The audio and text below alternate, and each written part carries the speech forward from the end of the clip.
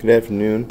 This is Schweitzer, and I'm just going to run through some basic trigonometry that we will use extensively throughout your basic Newtonian physics. Alright, so I'm not going to do any of this. We would generally use lots of trig in the idea of vectors. I'm not going to put it in terms of vectors. We're just going to talk about some basic things you got to be able to do. Alright, so let's just take, for example, your typical triangle. Okay, a couple of things you might want to note about your triangles. That we have, this is denoted as a 90 degrees. This is your hypotenuse. This could be side A. Let's say this is side B. You should note that all the angles, angle A, angle B, that they all add up to 90 degrees, 180 degrees. So angle A plus angle B plus the other angle, 90 degrees, equals 180 degrees. This little symbol often, well, it's the symbol called theta, which is usually used to measure an angle or to represent an angle. Okay, so all my angles together will add to 180 degrees, regardless of the triangle that you're using. You could use any triangle for that matter, and they all add up to 180 degrees. Okay, now this is not a right triangle, and much of the math that we're doing today is exclusive for right triangles. Alright, so in this case we have an example where, let's say we have a triangle, and I'm going to say, okay, we got like this, angles right here, this angle we're going to call theta, I'm going to call this hypotenuse, and just so you know, in fact I'm just going to call it, let's go A, B, C, and you should note that this is the hypotenuse. Okay, now in this case we note that, let's just say the hypotenuse, doesn't matter which one, let's just say this guy is 10 units long. Okay, the thought here is I want to know what my other sides are. The angle we're going to go is at 45 degrees. So with this being said, because I have a 90 degree angle here, and because all the angles add up to 180, and because I know one side, there are relationships that link all these together. We call them trigonometric identities. Sounds complicated, but really it's easy to use. We have our sine, our cosine, and our tangent. Now the tangent, cosine, sine have different relationships, and I'm going to say, okay, and they relate the angle theta to the other sides, and really it's only going to be the sine of this angle is going to equal a relationship between the opposite side, which is going to be this guy. Because I've designated this as my angle, then this is the opposite, and the angle next to it, not the hypotenuse but the other one, is going to be called the adjacent. And I go ADJ, adjacent. But this relation is the opposite over the hypotenuse. And the cosine of the angle is equal to the adjacent over the hypotenuse. And the tangent is equal to the adjacent, sorry, opposite over the adjacent. And of course we have an angle here. So this is just the absolute beginnings of trigonometry. Okay, but that being said, it's maybe some of the funner trigonometry. Alright, so let's go ahead and solve some of these problems and see if I know a few pieces, what can I find about other things. Alright, so right now let's walk through the sine here. The sine of this, the angle, and the angle is 45 degrees. Now, before I get started too much on this, you'd note that if this is 45, this angle also is 45, and therefore the two angles are the same, which means A technically equals B. Not technically, it does. A and B are equal. this is slanted right down the 45 degrees. So just so you know, 45 degrees equals, okay, now my opposite, which I don't have B, so I'm just going to put X here for that. It's along the X coordinate, so I'm going to put X, and then my hypotenuse is going to be 10. The sine of 10, you would just simply type in your calculator, hit the sine button, type in 45, make sure your calculator's on degree mode, and the sine of 10 is going to be 0.707, and then so this equals 0.707 equals x over 10. Multiply both sides by 10, and x equals 7.07. Alright, cosine. The cosine is equal to the cosine of 45 degrees equals, in this case, x. Well, I'm going to go y this time. Y, because it's along the y coordinate, and over, again, my hypotenuse of 10.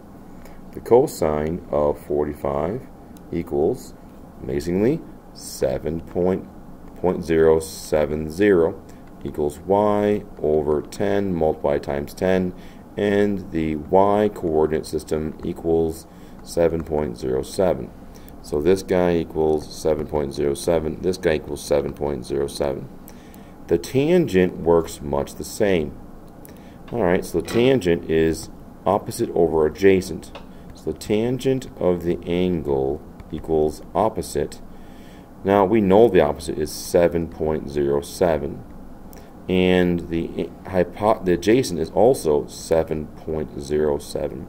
So technically I should be able to use this to find my angle, which of course is 45, so we're just kind of self-checking here.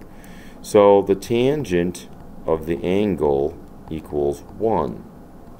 Alright, well, in this case, how do I reveal this angle here? What I do is I hit my second key in your calculator, the tangent button, and this will give me the inverse tangent. It undoes the tangent. So, and then type in 1, and the number 1, and then hit enter, and it will give you the angle revealed. So we're basically stripping this tangent off. But what you do to one side algebraically, you got to do to the other side. So we're taking the inverse tangent of this side, and that reveals the angle. Hit second tangent, type in the angle, which happens to be, the value is 1, and we get a wonderful 45 degrees. Okay? So in any of these trigonometric identities, whether it's sine, which is opposite over hypotenuse, and of course there's an angle here, the cosine of the angle equals adjacent over hypotenuse, or tangent of an angle equals the opposite over the hypotenuse, then we have basically a 3-variable system. One variable, second variable, and third variable. Give me 2 of them, I'll find the third. So on a triangle, you have any kind of a right triangle. Give me any single angle, give me one side, and I'll find everything else. Again, here I have the angle and hypotenuse, so I would be able to do angle and hypotenuse, angle and hypotenuse. And I said adjacent, I think, but I wrote down hypotenuse. Alright, now this one I would not be eligible to use because I don't have either of these two. I don't have my adjacent, I don't have, let's call it my y component.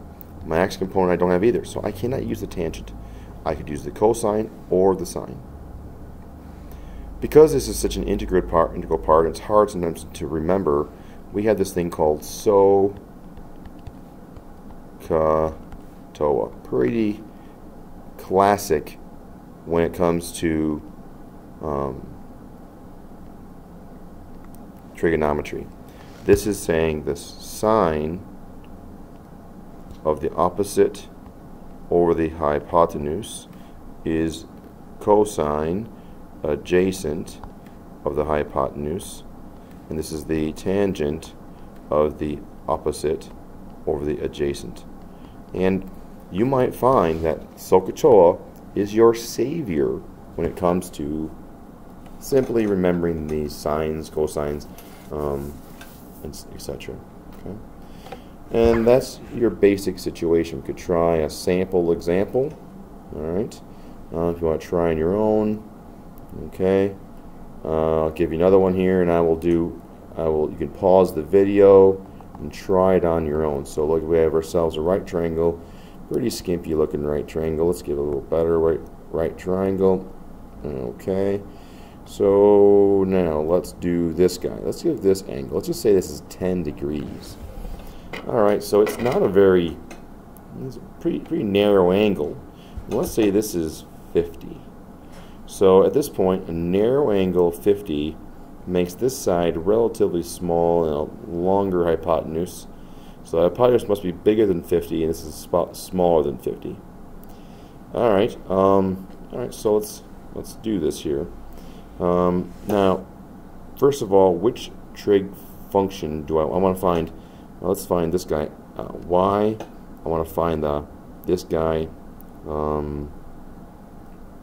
Let's just call this h for hypotenuse. And I could find this angle as well, right there. I want to find y, I want to find h, and I want to find the hypotenuse. So once again, if you would pause the video, take some time, work it out, and then come back and check yourself here. Alright, so, alright, answer. What do I want to figure out? Well, I have an angle and I have a side. So I have the adjacent side. This is the adjacent, this is the hypotenuse, and this is the opposite. So I have an adjacent and an angle, so let's use cosine. So the cosine of 10 degrees equals 50 over, in this case, well, 50 is not what I have. I have the adjacent. The adjacent 50 goes on top over the hypotenuse.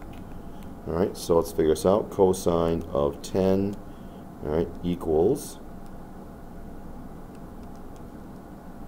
0.984.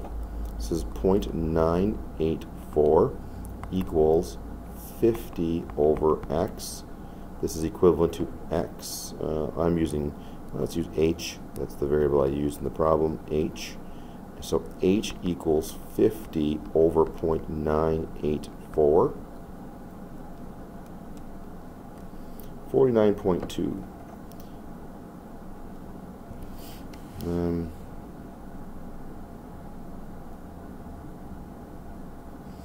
50. So now I got, just so you know, I got 49.2, which is what I just mentioned here. And of course I'm thinking to myself, how can the hypotenuse be longer than the side? And that's because in my calculator I hit multiply, not divide. So that is an important thing to check. The hypotenuse is always the longest side. So 50 divided by 0.98, I think I got a 4 there, and it's 50.81. 50.81. Again, not a real lot longer, mostly because the angle's small and this is a real short side. The y is very short. So now I have this guy is at 50.8. Alright, next one. What do we want to figure out? Really, it's the sky limit here. Trig is the limit. Let's go y. Y is an opposite. So maybe I want to use sine because it's got opposite in it. Or I could use tangent because it's got opposite in it. Alright, so anything that's got opposite you can solve for it. So let's use the sine. The sine of the angle, which is equal to the opposite over the hypotenuse. So the sine of 10 degrees equals the hypotenuse, which I'm calling y, or the opposite, which I'm calling y. Hypotenuse, which is 50.8. It's 0.81. Give one more number. So I got sine of 10 equals, right, 0.173 equals y over 50.81, and y is going to equal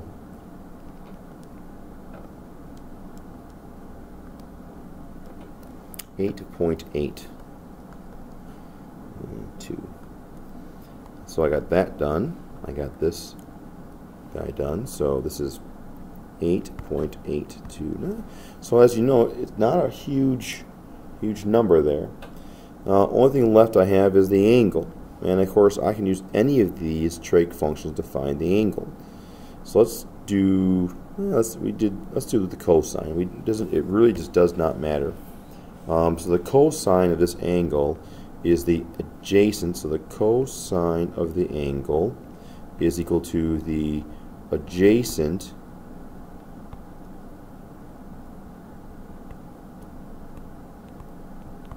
over the hypotenuse.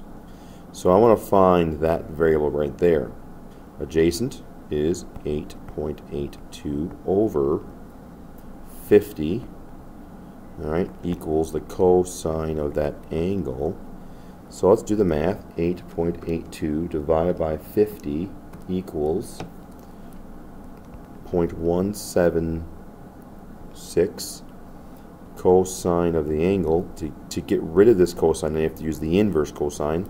So they list that as being cosine to the -1. So if I do the cosine of -1 of the cosine, that just wipes out the cosine and leaves just the angle behind. Get a little room here. So cosine of 0.176. This knocks out the cosine and gives me just the angle, equaling cosine, the inverse cosine of my previous value. And if you're in degrees, you get, your calculator is in degree mode, you get 79.8 degrees. And we've solved everything you need to solve. All just like that, not a whole lot different. Thank you.